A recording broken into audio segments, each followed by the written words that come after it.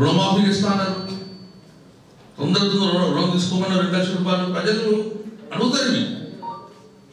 2 లక్షల రూపాయలు మీరు రుణం తీసుకోండి, నేను రుణమాఫీ ఇస్తాను, 9వ తారీఖు ఇస్తాను, 19వ తారీఖు, 18వ తారీఖు ఉన్నది, 19వ తారీఖు ఉంది.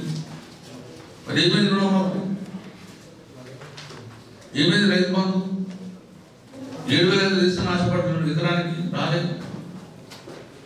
పోనీ కొనుగోలు అయిపోయింది, డబ్బులు ఎన్ని అకౌంట్ పడ్డాయి, టంగ్ టంగ్ మేము ఉన్నాము, 3 రోజులకే టంగ్ టంగ్ వేసినాం, బోనస్ వస్తుందా? ఇవన్నీ డైలమాలు ఉన్నాయి. మేమందరం కూడా కోరుకుంటున్నాం, కొత్త ప్రభుత్వాన్ని మేము ఆశీర్వదిస్తాం, స్వాగతిస్తాం. కానీ పన్ను పత్రం చేసే బాధ్యత మీ మీద ఉన్నది. 9వ తారీఖు కన్నా ఇంతవరకు చేయలేదు. ఏం చేస్తాం ప్రజలకు?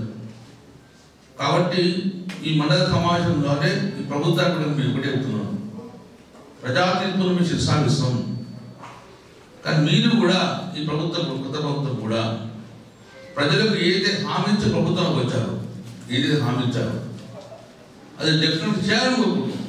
చేస్తే స్వాగతిస్తాం, చేయకపోతే నిరసిస్తాం, చేస్తాం. రుణమాఫీ ఇస్తాన్నారు, తొందరగా రుణం తీసుకోమన్న 2 లక్షల రూపాయలు ప్రజలు అడుగుతారు.